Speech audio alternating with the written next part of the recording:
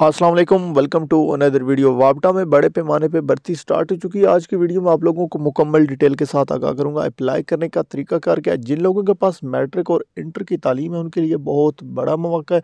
पाकिस्तान का एक वाहिद इदारा है जिसने बहुत बड़े पैमाने पे भर्ती स्टार्ट की है। आज की वीडियो में आप लोगों को अप्लाई करने का मुकम्मल तरीकाकार समझाने जा रहा हूँ। इसमें एज की, क्वालिफिकेशन की क्या रिक्वायरमेंट है। वीडियो को कंप्लीट देखना है। फर्स्ट टाइम है चैनल पे, चैनल को सब्सक्राइब कर लीजिए।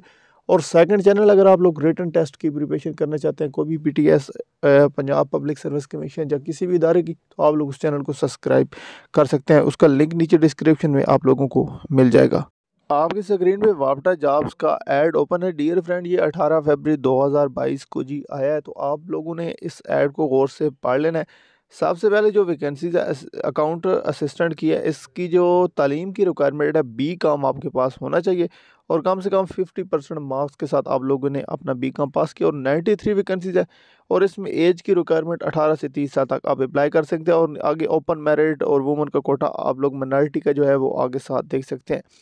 आगे जी, असिस्टेंट की ग्रेजुएशन बेस पे आप लोग अप्लाई कर सकते हैं। 90 इसकी वैकेंसीज हैं और 18 से 30 साल तक आपकी एज की रिक्वायरमेंट रखी गई है। आगे फिर जी असिस्टेंट की रिक्वायरमेंट है, इसके फिर बी काम का इन्होंने जो है क्वालिफिकेशन की रिक्वायरमेंट मांगी और 27 वैकेंसीज हैं, 18 से 30 साल तक एज मांगी है। जी कमर्शियल असिस्टेंट की इन्होंने बीए, बीएससी, बी काम, बीसीएस सेकंड डिवीजन आपके पास होना चाहिए और 6 वीक का आपके पास कंप्यूटर का डिप्लोमा होना ज़रूरी है। 27 वैकेंसीज हैं।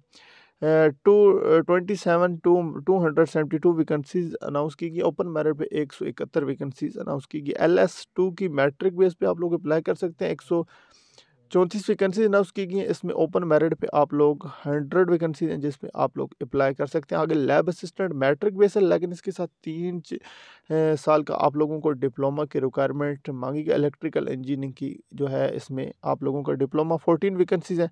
आगे सीनियर क्लर्क की जी, जिस तरह यूडीसी अपर डिवीजन क्लर्क होता है, इधर सीनियर क्लर्क का नेम दिया गया, इसमें इंटरमीडिएट है। तो 81 वैकेंसीज हैं। और आगे स्टोर क्लर्क की जी एफएससी टोटल मांगी, एफएससी आई काम आपके पास होनी चाहिए, कोई डिप्लोमे की रिक्वायरमेंट नहीं है।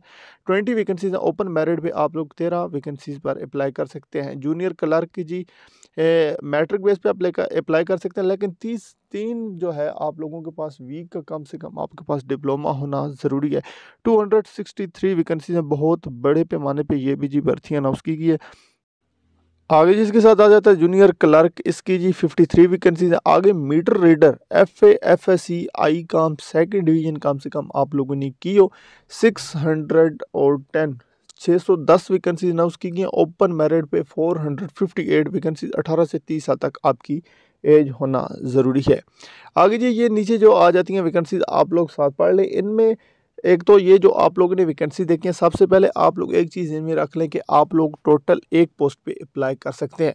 और नीचे लास्ट में ड्राइवर की वैकेंसी देती है। ड्राइवर के लिए आपके पास ड्राइविंग लाइसेंस होना ज़रूरी है। इसमें ड्राइविंग लाइसेंस 2 किस्म के आ जाते हैं, LTV या HTV, जो भी आपके पास है, और 5 साल का आपके पास एक्सपीरियंस होना चाहिए। 252 वैकेंसीज इसकी जी अनाउंस की गई हैं।